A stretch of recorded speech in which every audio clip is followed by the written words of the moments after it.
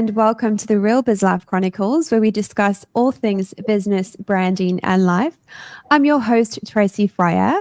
My guest today is Rebecca Ruiz, a digital consultant, advisor, and go-to-market strategist at Time to Leap. I met this lovely lady through District 32. I think it must have been about 4 years ago. Rebecca, welcome. Oh, thank you so much. It's so great to be here. Yes, I'm looking forward to our chat. Refresh my memory. It was about 4 years ago that we met, right? It would be 3 to 4 years ago. Yes, Yeah. definitely. It was a while back when I was still employed. Yes, I wanted to touch on that. So you were still employed. Walk us through what has happened since then. Well, when I met you, I was in District 32 and I was representative, a sales and business development manager for a custom software developer back in that day. So I was obviously out there networking on their behalf, but I think what's important in those type of roles, you are always building your personal brand in regards to be able to bring potential customers or referrals into a business. So that's why I was out and about networking, and I used to be our face back in that day. But a lot has happened since then. A lot. Yeah. So walk us through. You've now started your own business. Yes, so I started my business last year, the beginning of last year, and I have to admit I was what you would call maybe a little bit of a accidental business owner, if I could say that. It wasn't actually the plan at that stage to open a business. I was always planning to do so, but I had a couple of customers ask me to help support their second business that they were opening. They didn't need somebody full-time or on their payroll, and they needed some sales assistant at that stage, and that's how I opened my business. The timing just happened to be the way where I'd resigned from my position and I had availability, and I just basically ran with that. Basically that's what happened. Yeah, and I love that it kind of just happened organically. It's like, you were just like kind of pushed into it and it kind of just happened.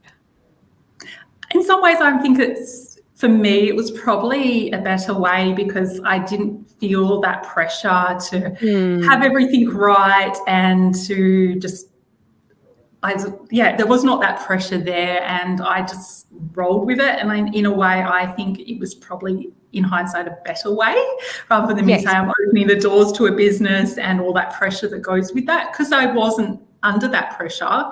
It kind of just evolved and happened for me, and I'm grateful for that. That a way it happened, but it was a surprise as well, a good surprise. Yes.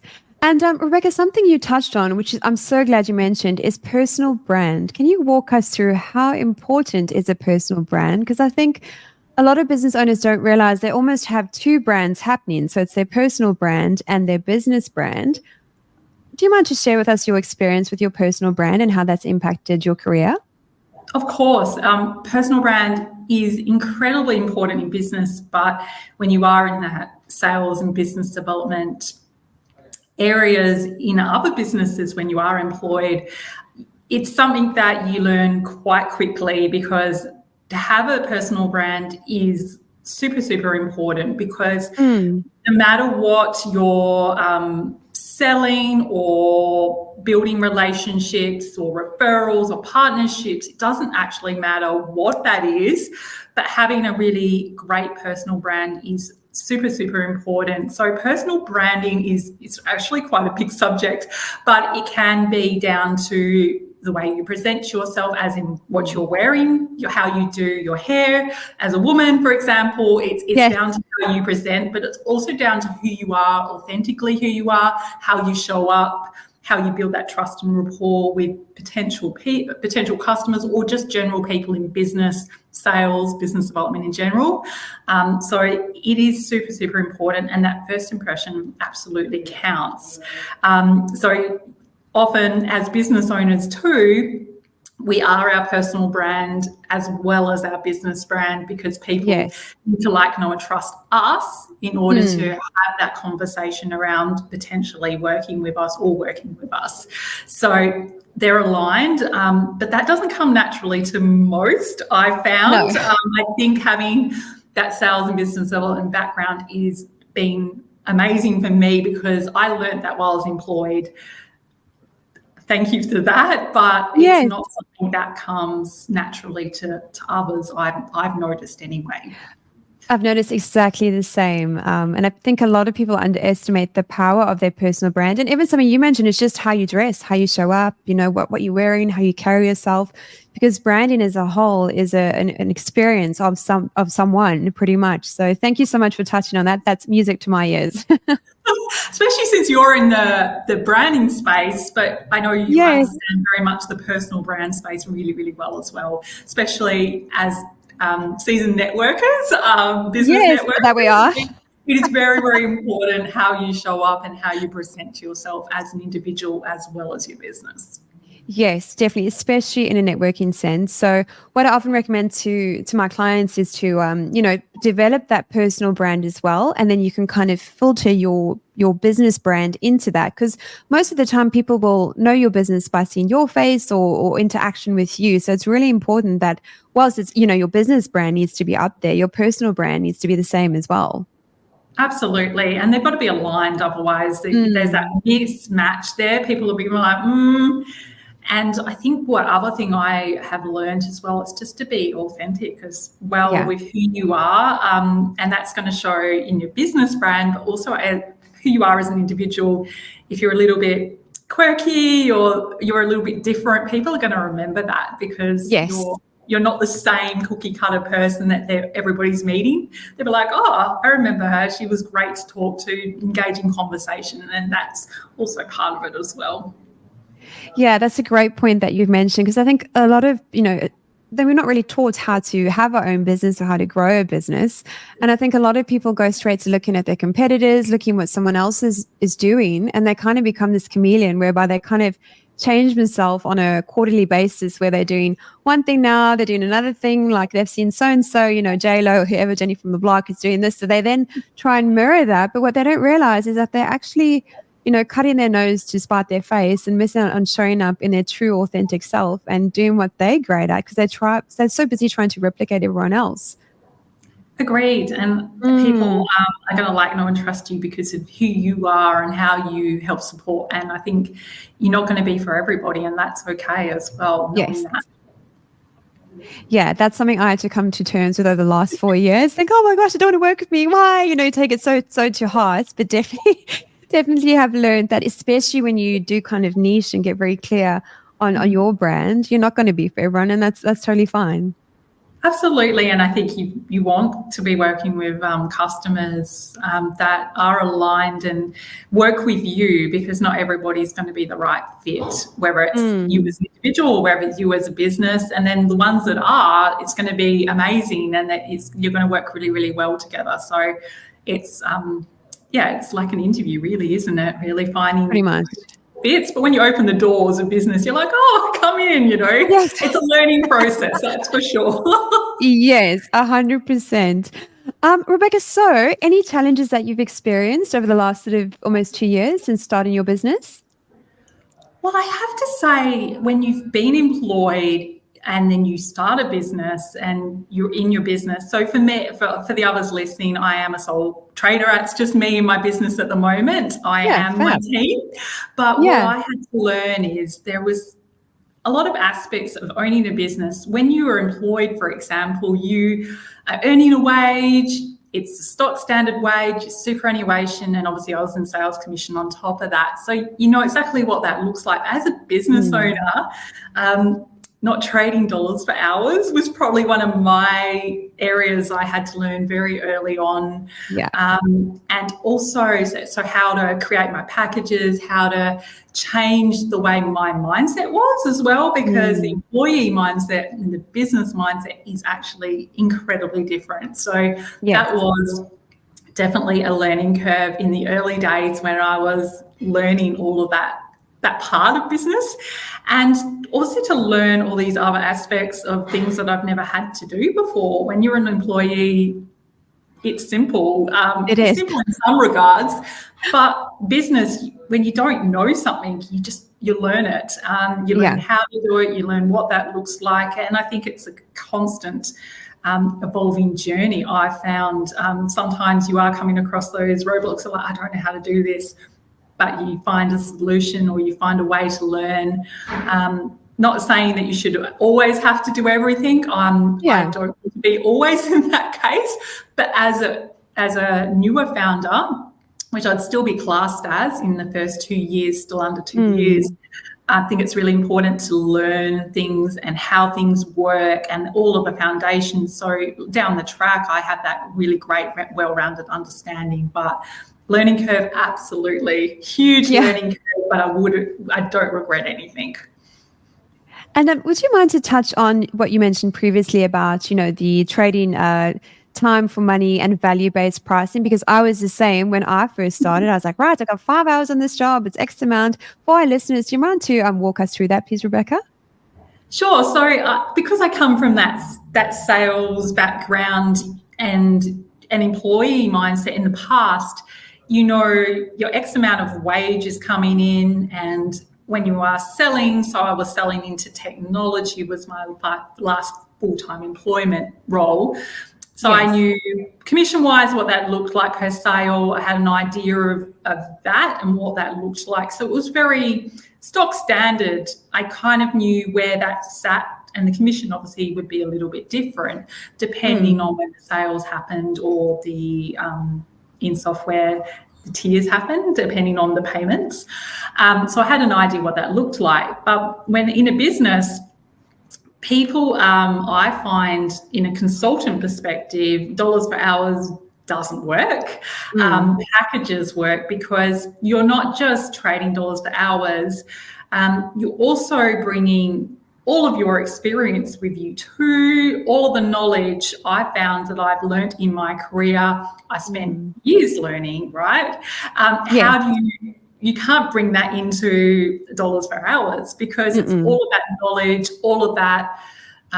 You're shortcutting that process, especially in a consulting perspective. You're shortcutting that process for your clients because you've learned that, you know how to do that, you know how to do that quicker.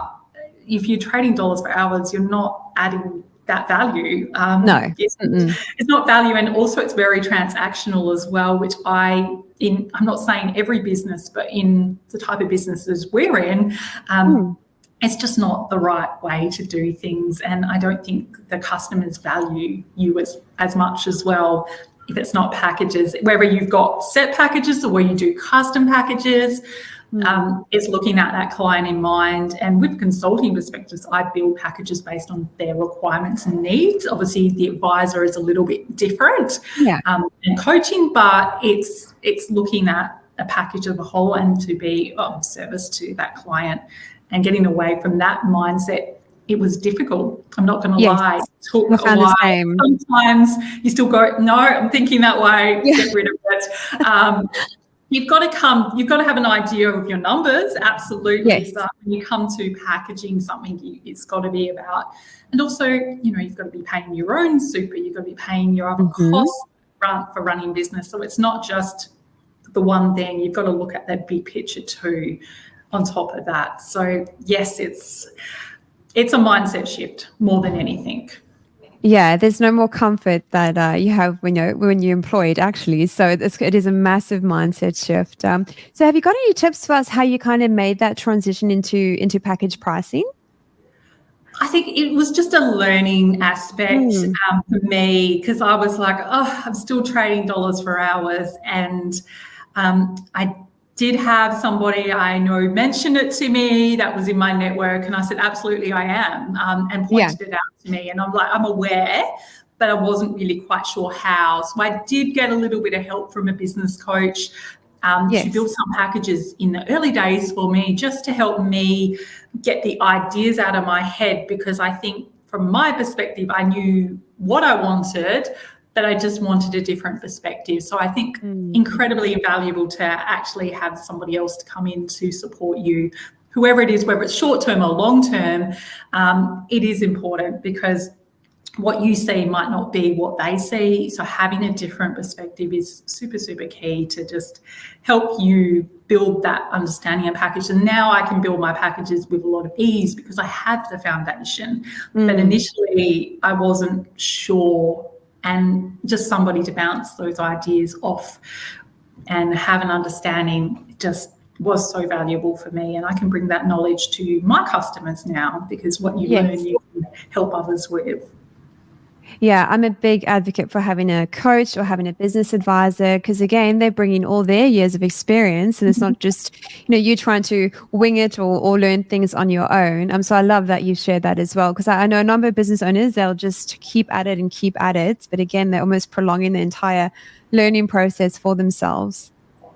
Absolutely. And I think if you can shorten it, it helps. And then it's like you're not being able to support others if you don't know that. So shorten it if you can, whether it's short or long term. Get somebody in to help you. I think you can't do it all alone, and you don't want to do it all alone. That's also another learning curve too. Definitely not. No. Rebecca, I don't know how it was for you, but I found when I moved to more package pricing, value-based pricing, there was quite a reflection on my own self-worth, because I had to then kind of work through like, okay, yes, that's what I'm charging. But then I think on a personal note, I kind of struggled with that. But I kind of forgot about, that key point that you mentioned about all that experience and that years of learning that you actually bring to the table. Did you find it was a bit the same? Is that what you meant by it was quite a hard sort of mindset shift?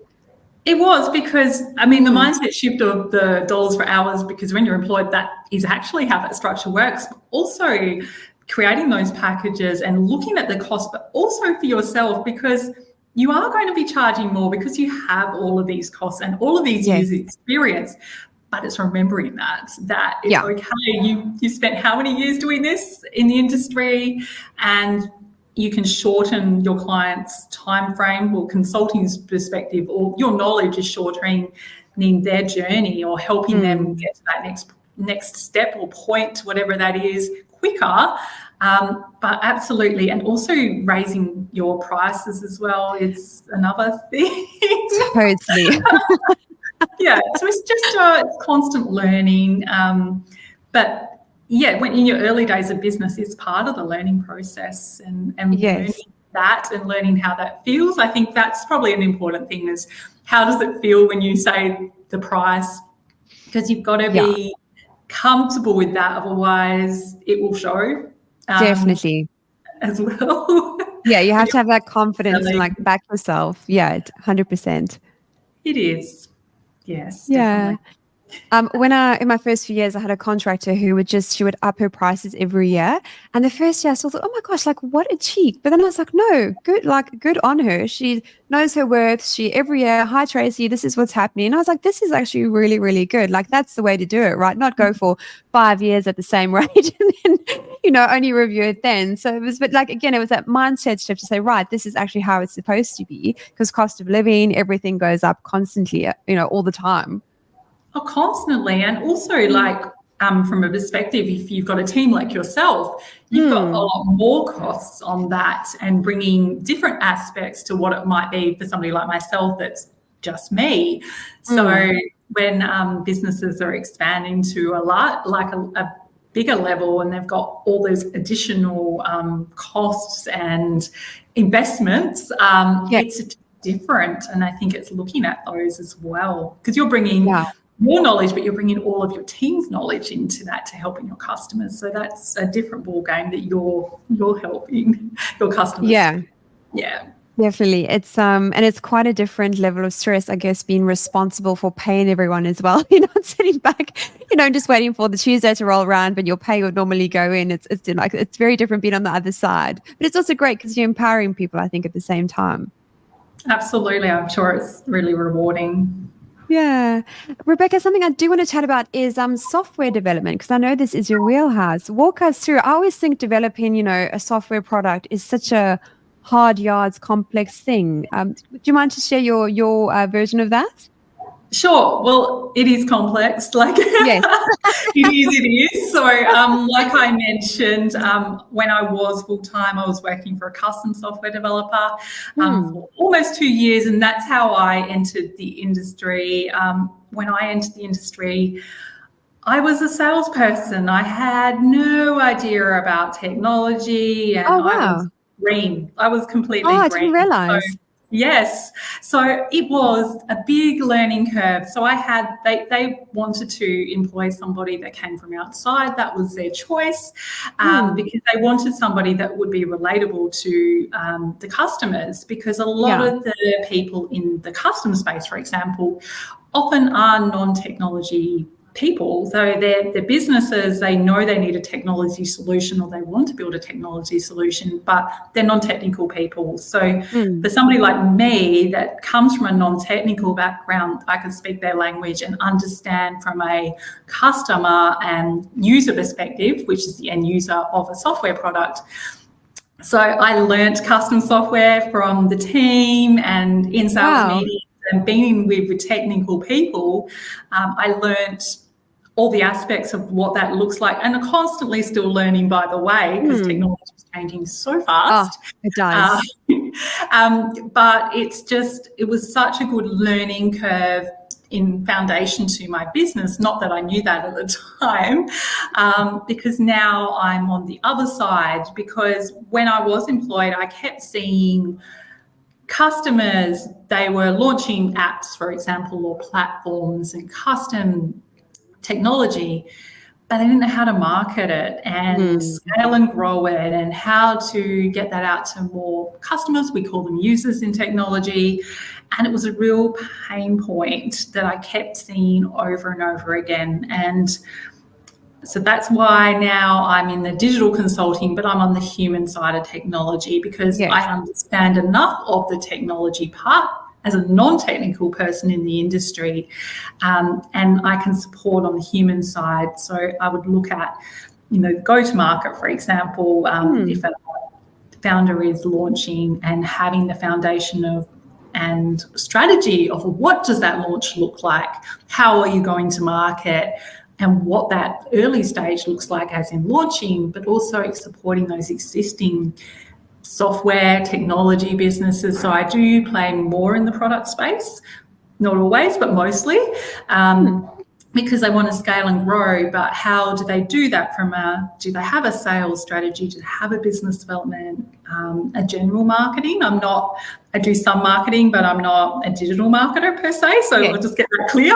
That's not my wheelhouse. And customer success and retaining customers, and all of that human side, because technology will go hand in hand with the human side always. So that's the space I play in, and I absolutely love it. It's fantastic to bring all of that skill set in there. And because I can, if there is a developer in the mix, I can speak that language and have that general understanding. So if the customers need that bit of extra support, if they're non-technical, at least I can help them in that and have an understanding about the process. But a software development cycle, like you asked, it's a custom build that's a fully custom coded, not a low code or no code, which is a little bit shorter. It is complex. It is long. It can be a bit costly depending on how technical it is. So people ask that all the time. It depends. It depends on how complex it is, but it's not as short as people think. And the amount of work technically that goes into building an app, for example, is quite complex. People don't realise, as a non-technical person, they would just be, you do this, you do that. But when I worked with developers, I saw the amount of work and the effort and everything that goes behind building a product. It's a lot. Yeah. We almost take it for granted in some ways, right? It's like, I'll just go on the app and do my thing. But there's a lot of thought and process behind it all. Absolutely. It's a foundation. You scope it out like any other product or service. And then there's the actual build part. And then that is obviously if it's a product, it's an evolving journey with you as a technology product. So it doesn't just stop when you build it either. But that's where somebody like me comes in to help. So yeah. And Rebecca, what would your advice be if someone kind of is thinking of, developing an app, they know they might have a need, but they're not quite sure where to start? What would be the best sort of process to go through that? Well, the process would be your market research is really key. So looking at your market that you're tapping into, whether it's a new market or maybe your business is already working in that market and you've seen your customers have that need. So if you do have that, great, ask your customers and get market research from them. It's easier because they already know you and maybe you're a service business building a product. But if not, go out and ask people questions. Obviously, sometimes if you're building something custom, people don't want to give away the intellectual property. So you sometimes have to be a little bit, I'm thinking about building this industry and being a little bit not too specific if that you don't want somebody to know your idea at this stage. But asking questions, also looking at what is already out there. So Google is your friend. Do your market always. research, have a look what's out there, and get an idea of a market. Maybe there's somebody overseas that's done it. So what are they doing? What do you like? What don't you like? Looking on if you're doing a mobile side, look on the App Store. But web apps are quite the more common at the moment in the space. So it's just looking at that, asking questions. If you are going down the custom build path, maybe actually talking to a developer or two in those early stages just to understand how that process works. What does that look like? An indicative cost, they're never going to be able to give you a cost, but an indicative cost of what you're looking at. Just market research is just super key, because even if you don't go down that path, or you do, at least you've got a foundation. It's like any business, really. It's kind of very similar in the regard of finding out, is there a need, is there a market, what would that look like? And when you do go to build as well, you don't want to build everything at once. You want to build something really basic and then go to market, validate it, and then build on top of that, which I think is really important too. Oh, so kind of like in stages, do you mean? It is. So when you're building a product, we call it a minimal viable product, which is very, very basic early stages of a software product. And that just allows you to have something basic enough that users or customers can be using it and paying a subscription fee or whatever your business model looks like. But you're validating that at the same time, what works, what doesn't work, what would they like to see.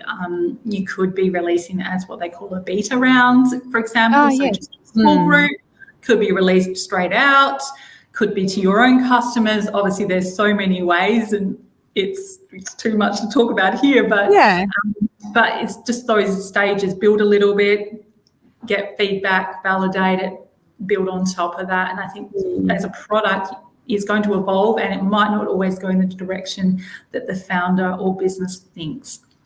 Right. Because the customers are going to be like, well, actually, there's a real problem here. I need this. Yeah.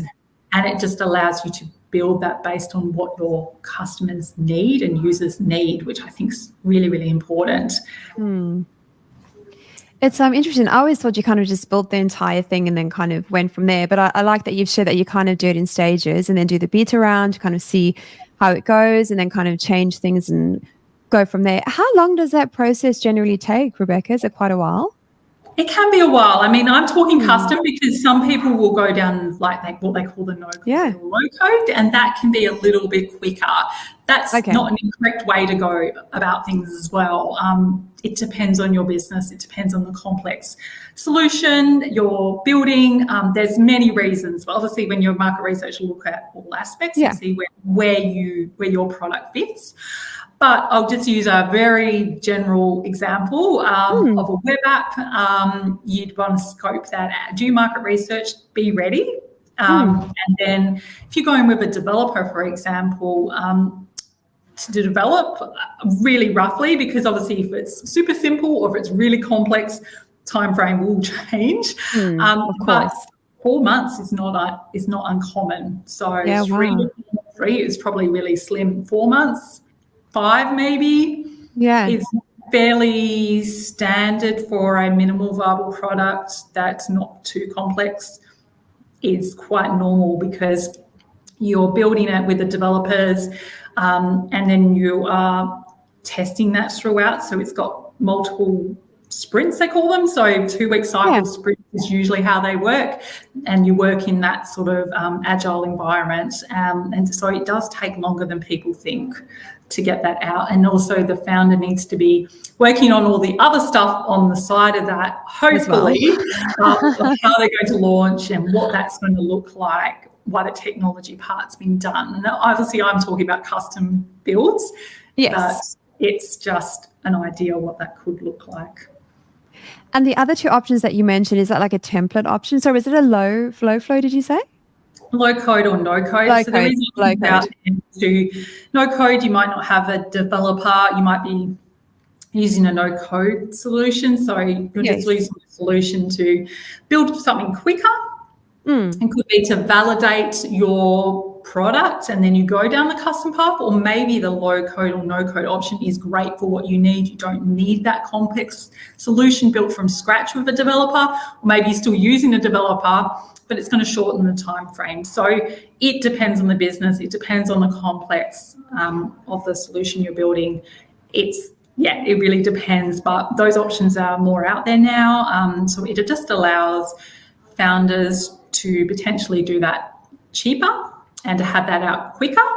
But like I said, it's not for everybody and not for everybody's business. So it's looking at the options in those market research stages and seeing where, and getting the information if that is going to be a good option for you or if it's not. And I guess what are some of the key benefits of having an app or developing a web app? Well, if you're a business owner and you've already got an established business and you've seen a need in the market, whether it's your customers or other potential customers, it's obviously bringing another income stream into your business, whether, it's another income stream. And if you've seen that you can support others outside of your business in that particular niche that you work in, I think it's a really, really great opportunity to be able to build another solution into your business and to be able to support others.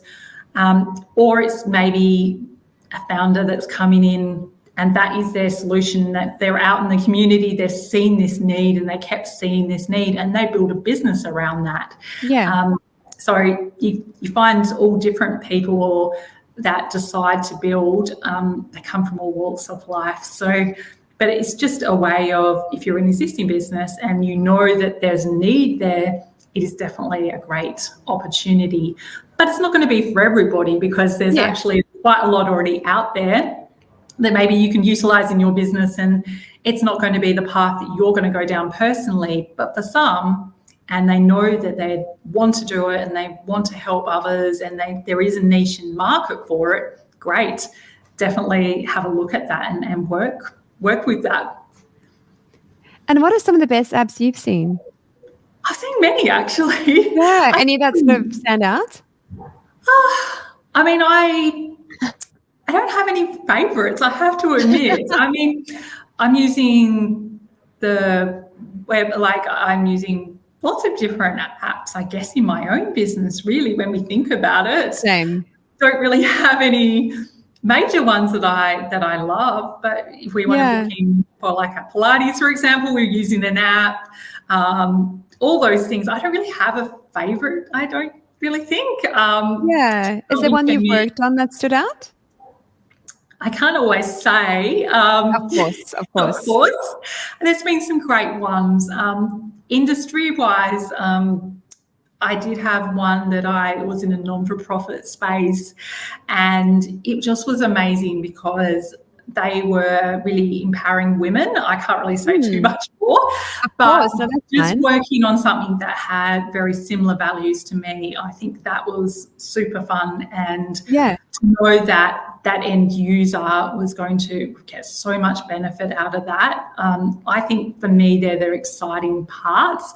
And when I work with clients, knowing you're thinking about that end user or that end customer and the benefits that they receive from that, I think that's what keeps you going. And it's fun, but it's also knowing how much you are helping impact those clients at the end. And also if I'm working with clients and helping them do that, it's just really amazing. And to learn also about the different technology solutions and products and what's out there and how that works and how it helps. And sometimes they're business to customer, sometimes they're business to business. So there's just so many aspects out there.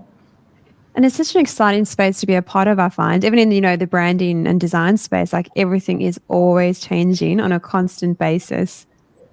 Absolutely. And Mm. everybody, AI is coming into play and there's all these Yes, other things going a on. very But powerful tool. yeah, I think it's a good time, right? Just to Yeah. be in those sort of spaces. Yeah. And Rebecca, something else I want to ask is business development and sales. Now, I know a lot of business owners, we end up being the salesperson. Some people are lucky they have salespeople. Do you want to walk us through your experience in that regard?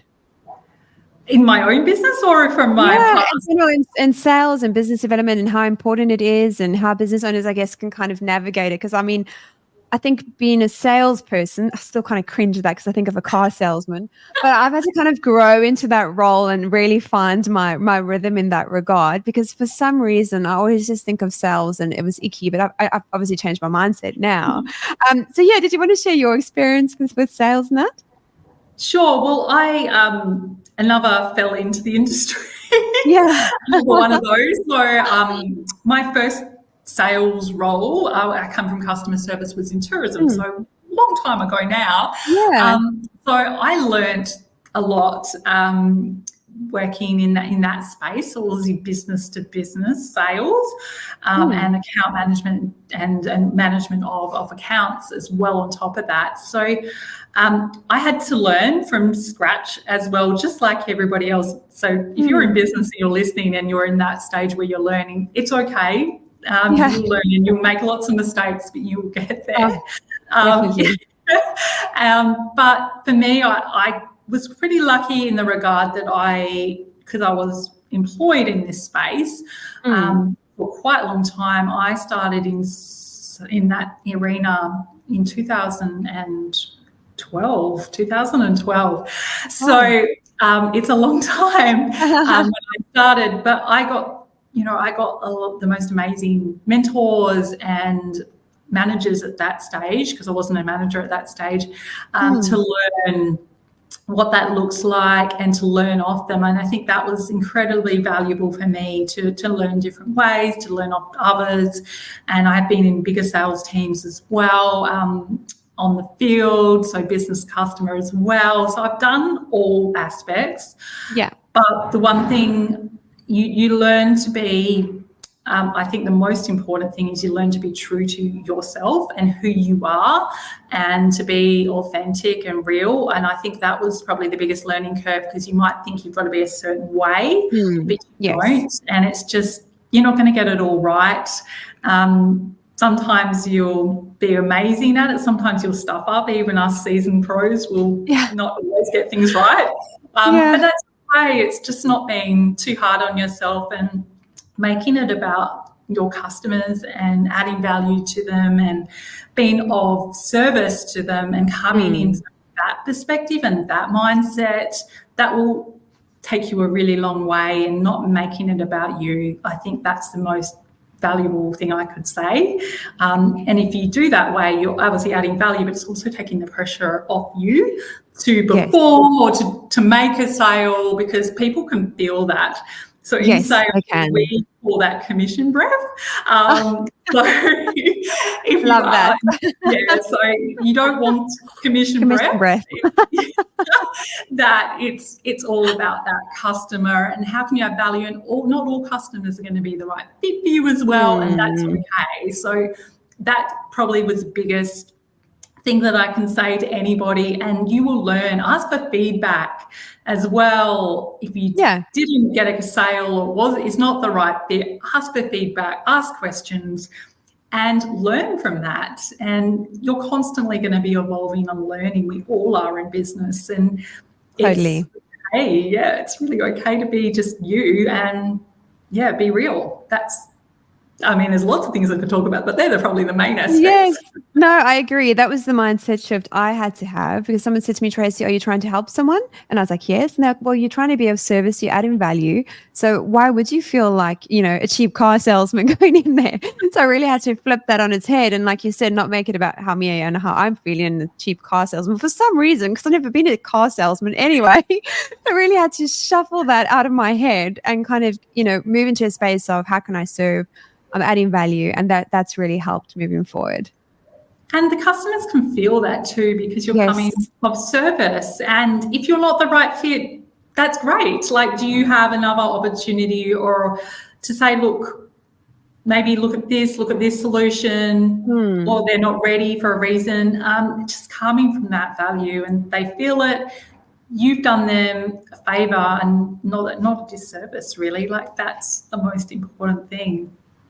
Yeah, and I love that commission breath. I'm going to think about that. No commission breath today, Tracy.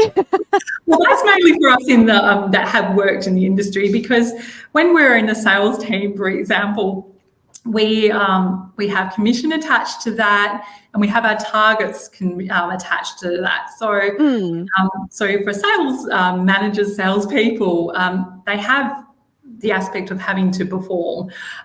So it's difficult in that space sometimes when you are in that, but if you come from that, you do find people, they can feel it. Absolutely can feel it. So it's the same in business. It's no different.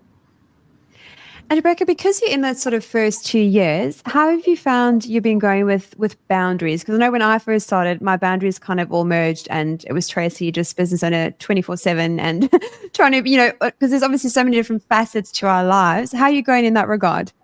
I've got a lot better. My first year, I found it quite difficult because I worked all the time.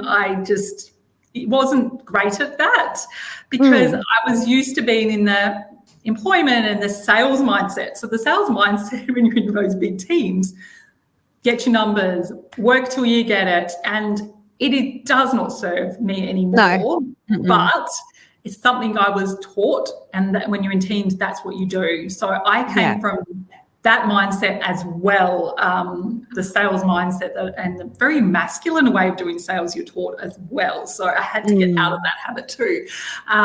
So I found that first year, it was an adjustment in general of how to run a business, how to structure things as in packages, and also to have boundaries. It's a learning curve. You don't get it all right, and still occasionally I don't always get it right. Same. It's okay. It's real life, isn't it? So yes. But I've got a lot better at being stricter, and also stricter with who I work with too, which I think is really important. That's a game changer. It is. Yeah. It's okay to say no. That's is a learning curve too, but it's okay to say no if you can't help them or you're not the right fit. Yeah. Something my advisor shared with me is that, Trace, if you just view everything as an experiment, and I don't know, when he said that, I was like, wow, it was like a weight got lifted off my shoulders. And I was like, I can do this. It's an experiment. If it works, great. If it doesn't, then what lesson can I learn from this? So that just really helped me kind of work through those things. That's a really good way of a perspective. Yeah, I just loved it. I was like, oh, that makes so much sense. And something like happened in my brain, and I just chilled. So it worked. That's great. Yes, yeah. And Rebecca, I know you're a fabulous networker. I know we often bump into each other. I'd love for you to share, because I come across a lot of business owners who hate networking. I understand if you're an introvert, whatever the case may be, but what impacts do you feel networking has had on your business and your career overall? It's had a huge impact in me. So I wouldn't have met you if I hadn't been in networking. Yeah, I know. But I've met the most amazing people. So like I said, I was still wearing the employee hat when I went out networking and building my personal brand, and I got to build the most amazing network. And since I've been in business, I've continued to grow that and continue to nurture that network. And I wouldn't have that network without networking, meeting great people, learning from others. And if you go into those networking events where they have a presenter and learning from them, there is just so much value in that, because business can be a lonely journey, and learning off others is great. Building networks, building referral networks too, so that you be able to refer to others if that's not your area of expertise. So there's so much benefit from that, whether it's from friendships and learning off others to having people that you like, know and trust, that you can share, that information with your clients. I'm also actually an introvert. So yeah, but people don't actually realise that because I'm quite extrovert tendencies, but yes, you would, it's okay if you're introvert. yes. If you are quite introverted, start with, one-to-ones, and you build that muscle, that networking muscle, just like you do build the business muscle. It's the same thing. And to start with that, I don't have a problem going out and talking to a lot of people, and I'm comfortable with that because of my background. But it is a learned skill that you get used to, and that's great. So I just think it's just valuable, and just start small if it makes you nervous, or go along with somebody that you already know, so that that's a great idea. You're not going, I'm walking into a room, I don't know anybody, it's really daunting. Like I did. I had to do that a few times too, and I was like, so having somebody else there as a support person initially is great. And then once you start to build those networks, you go for coffee catch-ups, which is a really great thing to meet people one-to-one, especially if you're an introvert. That's a really great way to connect with others. And in general, just to get to know others in their business, and just build that. And obviously finding networking groups that work for you and aligned with you. And as you grow in your business, that's going to change as well. But just working with that, and I just can't say how valuable that is to me. And I know that you've done lots of networking as well and still do. It's just great. Yeah, it's such a vital part, I think, of having a business. And I really like that you touched on that those groups will kind of change as you go and grow, and, it won't always belong to the same one forever. But I think that's good as well, because it kind of connects you with other people, and, all it takes is one person to change the entire trajectory of your business. And, I've met a few of those through networking, and I probably wouldn't be sitting here if I hadn't, gone out and done that. And sometimes you don't always feel like it, but I find often when you don't want to go, that's when the best sort of things happen. So how bizarre. I'm like, no, I'll just stay in. I'm like, no, I better go. I paid for the ticket. I better go. Yeah, it's true, isn't it? Because I think when you go in with no expectations as well, it's different. You're just like, okay, who am I going to meet today? Who am I going to have a chat to? I'm going to learn from the speaker. Whatever that is, let's just go and see what it's all about. Talk to people, get to know them. If you're nervous, ask them about themselves to start with as well. You'll learn how. And I actually really enjoy going to networking events. I love them. I don't get to go to as many lately, but I really enjoy them. Yeah, same. The worst is when I say, I'll just go for an hour. Anyway, 5 hours later, Tracy comes home. But I do really enjoy it. Yeah. It's so nice to speak to others and chat to others about what they do and their business. You can share knowledge. I just love it. Yeah, and also share our networks that we all know. I mean, I sometimes find I might be, trying to change something, or I'm thinking of doing something, and then kind of just naturally someone knows someone and they connect you with that person, and the hard yards is done, because it's always great when someone refers, because there's that trust between those two people, so it kind of takes some of the groundwork out as well. 100%. I just can't say how valuable it's been to my own business, and I know you do a lot as well. So just try it if you haven't. And Rebecca, so this is the Real Biz Life Chronicles. I'd love to know, what is the bravest thing you've ever done? Oh, I don't know. I think for me, in business or in personal? Oh, you can share one of each, or just one if you prefer. Up to you. I think for me, it was just opening the doors of the business this time, when I was not planning on it, really. I had a domain name that I was going to use for a podcast one day that I never got around to, and that's that's my business name now, because the domain was already sitting there, and I just had no really clue what it was going to be about, and I learned as I went along. So it was exciting, but it was also quite daunting, because I just had no idea of the journey. I just didn't have a clue, and I moved and iterated a few times. I'm a lot more know exactly what that looks like now, but in the early stages there is a lot of fear around that. Just there's so much unknown. So I would say it's probably that. It's starting a business and that leap into business is daunting, is fun. There's good and bad, right, to it. Of course. But but I think that if you've got that passion for what you do, you'll find a way. You'll make it work. Yeah. And Rebecca, I guess I know you said you kind of naturally fell into your own business. Why is it that you started your own business? Well, I'd left my software role at that time, and I was only a couple of months out. Like, I actually got approached when I resigned. Right. Interestingly, at that stage, by somebody in a software space at that time as well, and I was like, I was just going to get a job. Okay, let's have a conversation. It hadn't crossed my mind at this stage. Right. So it kind of led me there in a way. And I was just like, I'm just going to go with this and see where it takes me. And if it doesn't take me anywhere, then there's always an option to go back to full-time employment in the future. I'm glad that's not the case.